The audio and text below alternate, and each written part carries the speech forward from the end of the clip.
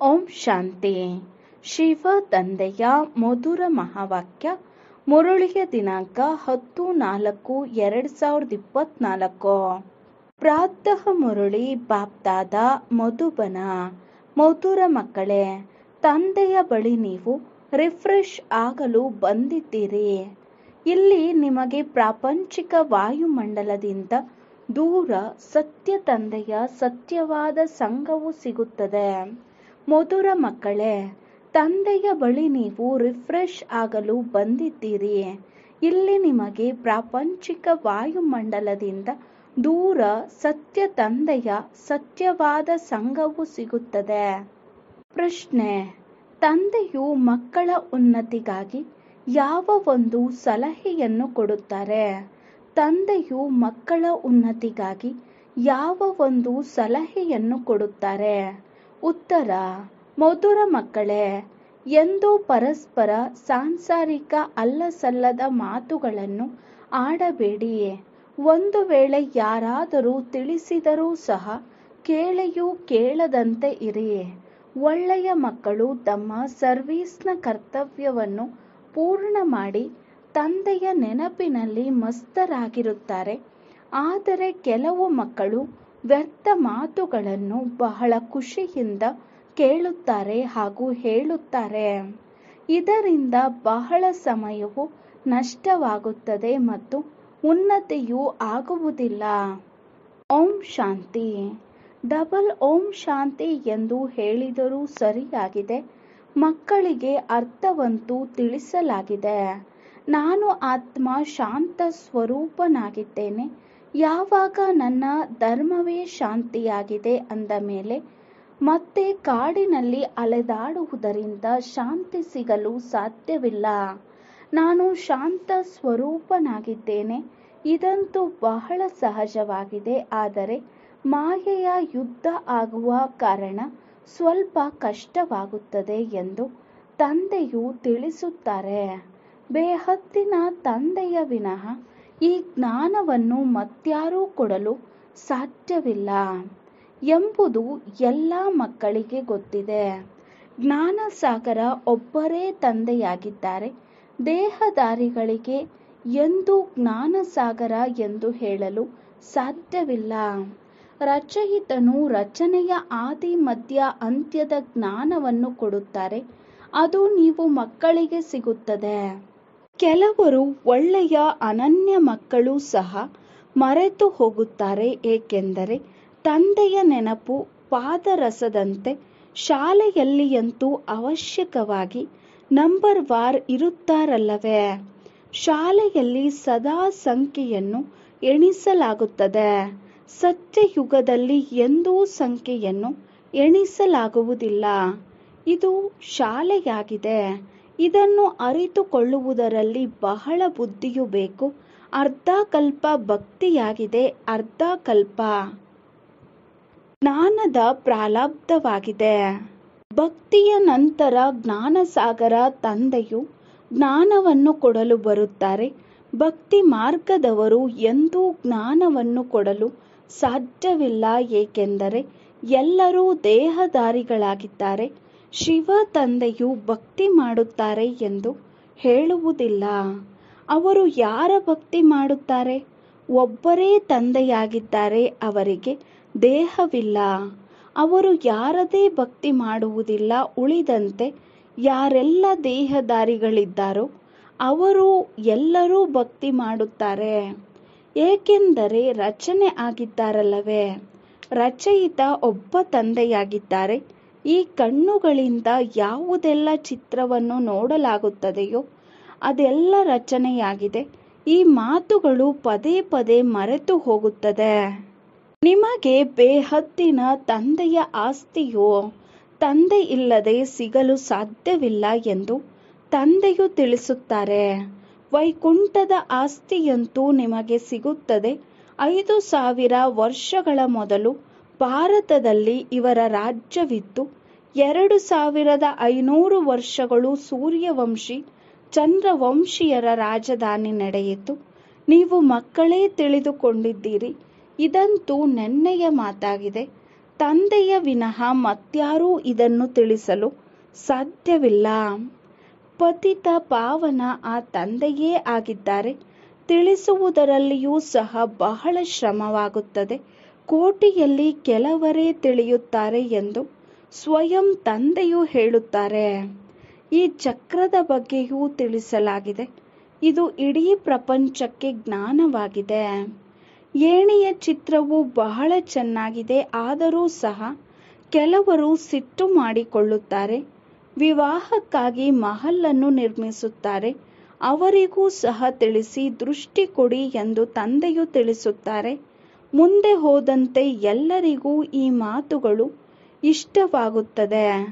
ನೀವು ಮಕ್ಕಳು ತಿಳಿಸಬೇಕಾಗಿದೆ. ತಂದೆಯಂತೂ ಯಾರ ಬಳಿಯೂ ಹೋಗುವುದಿಲ್ಲ.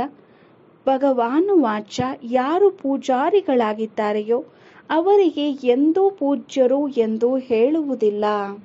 ಕಲಿಯುಗದಲ್ಲಿ ಒಬ್ಬರೂ ಸಹ ಪವಿತ್ರರಾಗಲು ಸಾಧ್ಯವಿಲ್ಲ.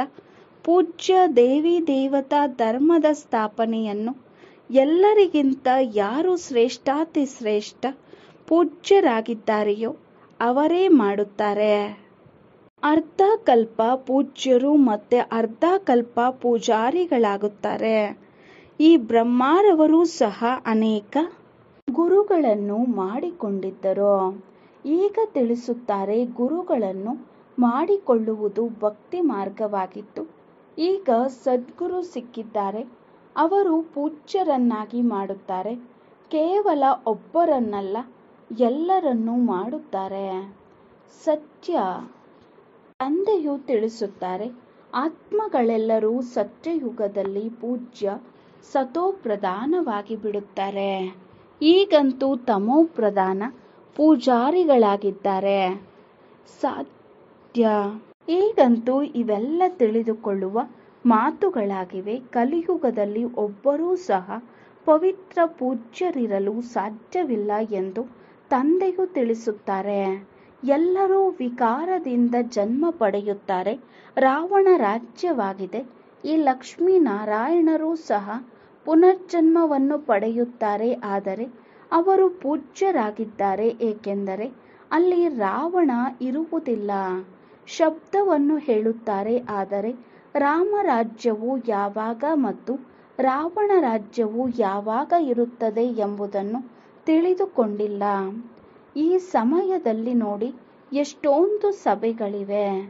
ಎಲ್ಲಿಂದಲಾದರೂ ಏನಾದರೂ ಸಿಕ್ಕಿದರೆ ಒಂದು ಕಡೆ ಬಿಟ್ಟು ಇನ್ನೊಂದು ಕಡೆ ಹೊರಟು ಹೋಗುತ್ತಾರೆ. ನೀವು ಈ ಸಮಯದಲ್ಲಿ ಪಾರಸ ಬುದ್ಧಿಯುಳ್ಳವರಾಗಿದ್ದೀರಿ. ಮತ್ತೆ ಅದರಲ್ಲಿಯೂ ಸಹ ಕೆಲವರು 20% ಆಗಿದ್ದೀರಿ, ಕೆಲವರು 50 ಆಗಿದ್ದೀರಿ.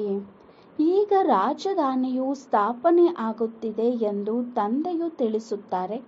ಈಗ ಮೇಲಿನಿಂದ ಉಳಿದಿರುವ ಆತ್ಮಗಳು ಬರುತ್ತಿದ್ದಾರೆ. ಸರ್ಕಸ್ಸಿನಲ್ಲಿಯೂ ಸಹ ಕೆಲವರು ಒಳ್ಳೊಳ್ಳೆಯ ಪಾತ್ರಧಾರಿಗಳು ಇರುತ್ತಾರೆ, ಕೆಲವರು ಹಗುರರು ಇರುತ್ತಾರೆ. ಇದು ಬೇಹದ್ದಿನ ಮುಂತಾದ ಮಾತಾಗಿದೆ. ಮಕ್ಕಳಿಗೆ ಎಷ್ಟೊಂದು ಚೆನ್ನಾಗಿ ತಿಳಿಸಲಾಗುತ್ತದೆ. ಇಲ್ಲಿ ನೀವು ಮಕ್ಕಳು ರಿಫ್ರೆಶ್ ಆಗಲು ಬಂದಿದ್ದೀರಿ, ಗಾಳಿಯನ್ನು ಸೇವಿಸುವುದಕ್ಕೆ ಅಲ್ಲ. ಕೆಲವರು ಕಲ್ಲು ಬುದ್ಧಿಯವರನ್ನು ಕರೆದುಕೊಂಡು ಬರುತ್ತಾರೆಂದರೆ ಅವರು ಪ್ರಾಪಂಚಿಕ ವಾಯುಮಂಡಲದಲ್ಲಿಯೇ ಇರುತ್ತಾರೆ. ಈಗ ನೀವು ಮಕ್ಕಳು ತಂದೆಯ ಶ್ರೀಮತದಂತೆ ಮಾಯೆಯ ಮೇಲೆ ವಿಜಯವನ್ನು ಪ್ರಾಪ್ತಿ ಮಾಡಿಕೊಳ್ಳುತ್ತೀರಿ. ಮಾಯೆಯು ನಿಮ್ಮ ಬುದ್ಧಿಯನ್ನು ಪದೇ ಪದೇ ಓಡಿಸುತ್ತಾರೆ. ಇಲ್ಲಂತೂ ತಂದೆಯು ಆಕರ್ಷಣೆ ಮಾಡುತ್ತಾರೆ. ತಂದೆ ಎಂದೂ ಯಾವುದೇ ವಿರುದ್ಧವಾದ ಮಾತುಗಳನ್ನು ಮಾತನಾಡುವುದಿಲ್ಲ. ತಂದೆಯು ಸತ್ಯವನ್ನೇ ಹೇಳುತ್ತಾರಲ್ಲವೇ. ನೀವು ಇಲ್ಲಿ ಸತ್ಯ ತಂದೆಯ ಸಂಘದಲ್ಲಿ ಕುಳಿತಿದ್ದೀರಿ. ಉಳಿದೆಲ್ಲರೂ ಅಸತ್ಯದಲ್ಲಿ ಇದ್ದಾರೆ. ಅದಕ್ಕೆ ಸತ್ಯ ಸಂಘವೆಂದು ಹೇಳುವುದು ಸಹ ದೊಡ್ಡ ತಪ್ಪಾಗಿದೆ.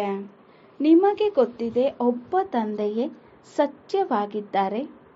ಮನುಷ್ಯರು ಸತ್ಯ ಪರಮಾತ್ಮನ ಪೂಜೆ ಮಾಡುತ್ತಾರೆ. ಆದರೆ ನಾವು ಯಾರ ಪೂಜೆ ಮಾಡುತ್ತಿದ್ದೇವೆ ಎಂದು ಅವರಿಗೆ ತಿಳಿದಿಲ್ಲ.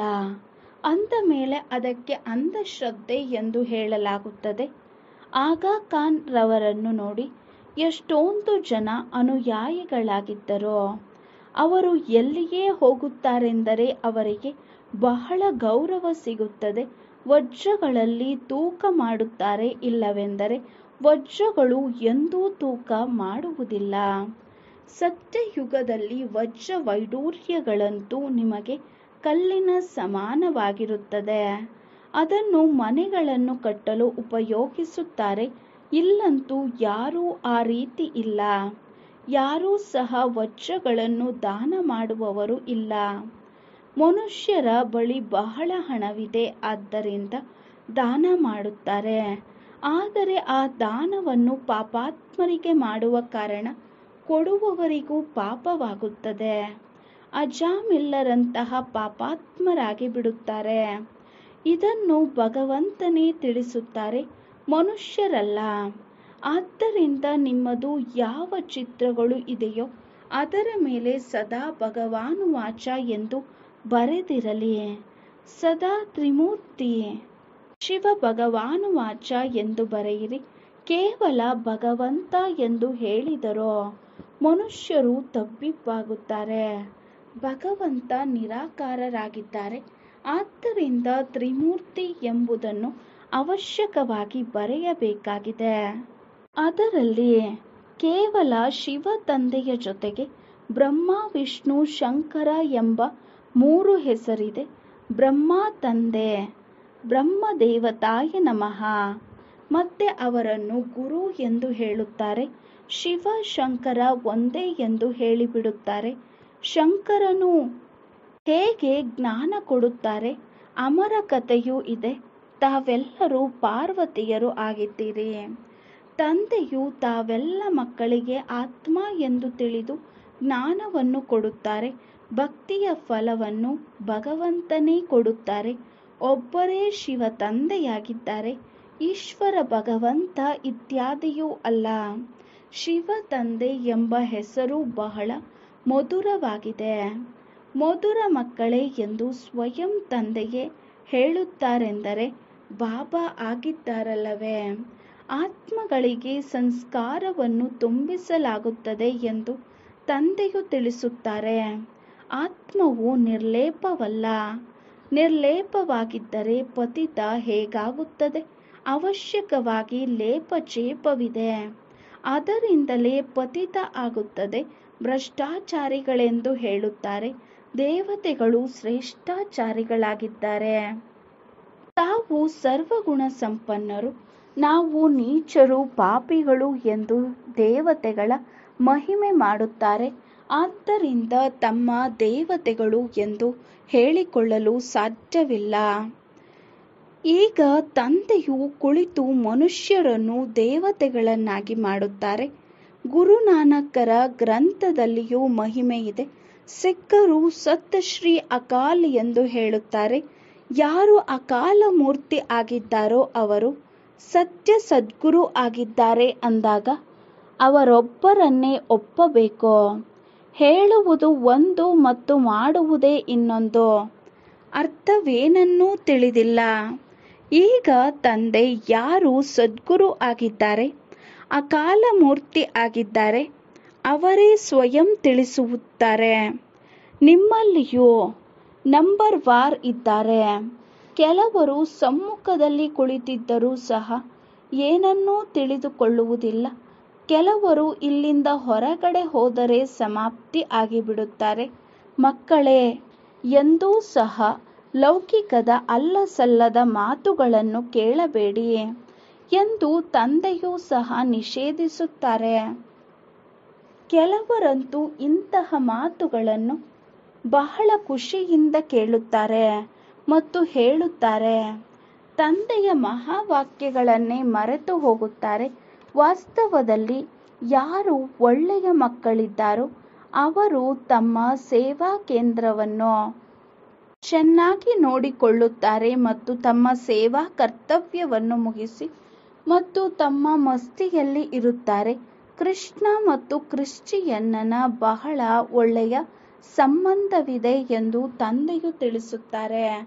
ಕೃಷ್ಣನದು ರಾಜಧಾನಿ ಇರುತ್ತದೆಯಲ್ಲವೇ? ನಂತರ ಲಕ್ಷ್ಮೀನಾರಾಯಣ ಎಂಬ ಹೆಸರು ಬರುತ್ತದೆ. ವೈಕುಂಠ ಎಂದು ಹೇಳಿದ ತಕ್ಷಣ ಕೃಷ್ಣನ ಹೆಸರು ನೆನಪಿಗೆ ಬರುತ್ತದೆ. ಲಕ್ಷ್ಮೀನಾರಾಯಣರ ಹೆಸರು ನೆನಪಿಗೆ ಬರುವುದಿಲ್ಲ, ಏಕೆಂದರೆ ಕೃಷ್ಣ ಚಿಕ್ಕ ಮಗು ಆಗಿದ್ದಾನೆ. ಚಿಕ್ಕ ಮಗು ಪವಿತ್ರವಾಗಿರುತ್ತದೆ. ಮಕ್ಕಳು ಹೇಗೆ ಜನಿಸುತ್ತಾರೆ, ನರ್ಸ್ ನಿಂತಿರುತ್ತಾರೆ, ತಕ್ಷಣ ಎತ್ತಿಕೊಳ್ಳುತ್ತಾರೆ, ಸಂಭಾಲನೆ ಮಾಡುತ್ತಾರೆ. ಇದನ್ನೂ ಸಹ ನೀವು ಸಾಕ್ಷಾತ್ಕಾರದಲ್ಲಿ ನೋಡಿದ್ದೀರಿ. ಬಾಲ್ಯ, ಯೌವನ, ವೃದ್ಧ ಬೇರೆ ಬೇರೆ ಆಗಿ ಪಾತ್ರವನ್ನು ಅಭಿನಯಿಸಲಾಗುತ್ತದೆ. ಏನಾಯಿತು? ಅದು ಡ್ರಾಮಾ ಆಗಿದೆ. ಅದರಲ್ಲಿ ಏನೂ ಸಂಕಲ್ಪ ನಡೆಯುವುದಿಲ್ಲ. ಇದಂತೂ ನಾಟಕವು ಮಾಡಲ್ಪಟ್ಟಿದೆಯಲ್ಲವೇ? ನಾಟಕದ ಯೋಜನೆಯ ಅನುಸಾರ ತಮ್ಮ ಪಾತ್ರವೂ ನಡೆಯುತ್ತಿದೆ. ಮಾಯೆಯ ಪ್ರವೇಶತೆಯೂ ಆಗುತ್ತದೆ ಮತ್ತು ತಂದೆಯ ಪ್ರವೇಶತೆಯೂ ಆಗುತ್ತದೆ. ಕೆಲವರು ರಾವಣನ ಮತದಂತೆ, ಇನ್ನೂ ಕೆಲವರು ತಂದೆಯ ಮತದಂತೆ ನಡೆಯುತ್ತಾರೆ. ರಾವಣ ಯಾರೋ ಎಂದಾದರೂ ನೋಡಿದ್ದೀರಾ? ಕೇವಲ ಚಿತ್ರವನ್ನು ನೋಡಿದ್ದೀರಿ. ಶಿವ ತಂದೆಗಂತೂ ಈ ಜ್ಯೋತಿ ಸ್ವರೂಪವಾದರೂ ಇದೆ. ಆದರೆ ರಾವಣನಿಗೆ ರೂಪವೇ ಇಲ್ಲ. ಪಂಚವಿಕಾರ ರೂಪಿ ಭೂತವು ಯಾವಾಗ ಬಂದು ಪ್ರವೇಶ ಮಾಡುತ್ತದೆಯೋ ಆಗ ರಾವಣನೆಂದು ಹೇಳಲಾಗುತ್ತದೆ. ಇದು ಭೂತಗಳ ಪ್ರಪಂಚ, ಆಸುರಿ ಪ್ರಪಂಚವಾಗಿದೆ. ನಾವು ಆತ್ಮಗಳು ಈಗ ಸುಧಾರಣೆ ಆಗುತ್ತಾ ಹೋಗುತ್ತಿದ್ದೇವೆ ಎಂದು ನಿಮಗೆ ಗೊತ್ತಿದೆ. ಇಲ್ಲಂತೂ ಶರೀರವು ಆಸುರಿ ಶರೀರ ಆಗಿದೆ. ಆತ್ಮವು ಸುಧಾರಣೆ ಆಗುತ್ತಾ ಆಗುತ್ತಾ ಪಾವನ ಆಗಿಬಿಡುತ್ತದೆ. ಮತ್ತೆ ಈ ಶರೀರವನ್ನು ಬಿಟ್ಟು ಬಿಡುತ್ತೀರಿ. ನಂತರ ನಿಮಗೆ ಸತೋಪ್ರಧಾನ ಶರೀರವು ಸಿಗುತ್ತದೆ. ಕಂಚನ ಕಾಯವು ಸಿಗುತ್ತದೆ. ಅದೂ ಸಹ ಯಾವಾಗ ಸಿಗುತ್ತದೆ? ಆತ್ಮವು ಕಂಚನವಾದಾಗ ಸಿಗುತ್ತದೆ. ಹೇಗೆ ಚಿನ್ನವು ಶುದ್ಧವಾಗಿದ್ದರೆ ಆಭರಣಗಳು ಶುದ್ಧ ಆಗುತ್ತವೆ. ಚಿನ್ನದಲ್ಲಿ ಬೆರಕೆಯನ್ನು ಹಾಕುತ್ತಾರೆ.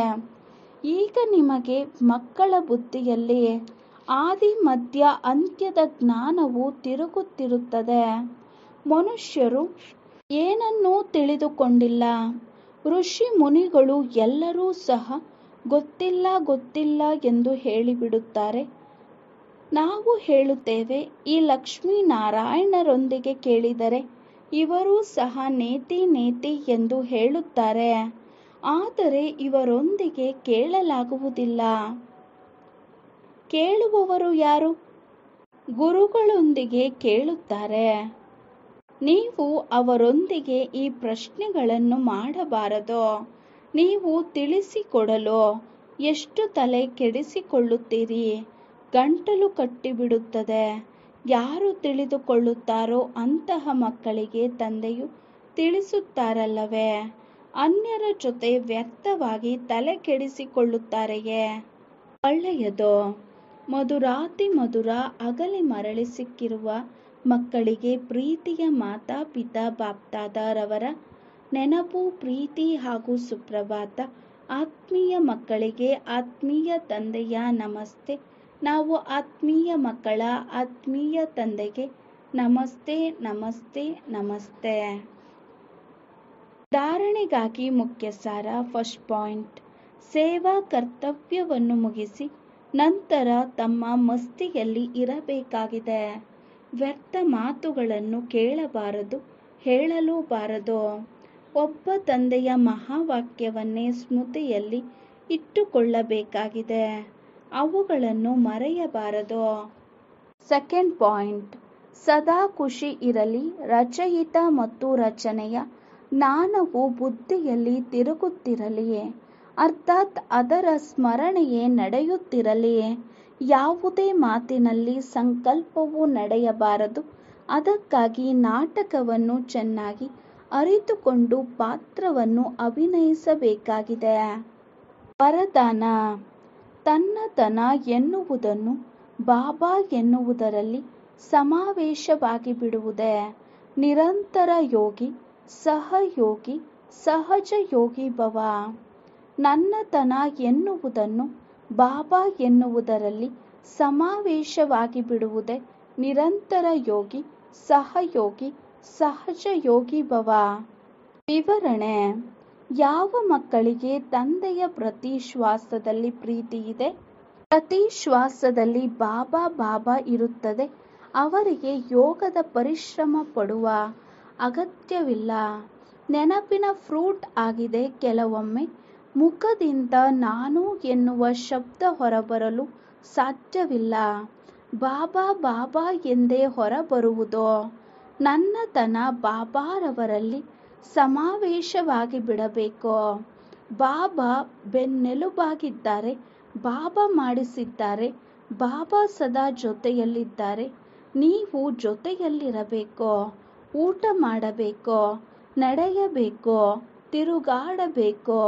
ಇದು ಇಮರ್ಜ್ ರೂಪದಲ್ಲಿ ಸ್ಮೃತಿ ಇರಬೇಕು. ಆಗ ಹೇಳಲಾಗುವುದು ಸಹಜ ಯೋಗ. ಆಗ ಹೇಳಲಾಗುವುದು ಸಹಜ ಯೋಗಿಗಳು ಎಂದು ಸಹ. ಸ್ಲೋಗನ್: ನಾನು ನಾನು ಎಂದರೆ ಮಾಯಾರೂಪಿ ಬೆಕ್ಕನ್ನು ಆಹ್ವಾನ ಮಾಡಿದ ಹಾಗೆ. ನಾನು ನಾನು ಎಂದರೆ ಮಾಯಾರೂಪಿ ಬೆಕ್ಕನ್ನು ಆಹ್ವಾನ ಮಾಡಿದ ಹಾಗೆ. ಓಂ ಶಾಂತಿ.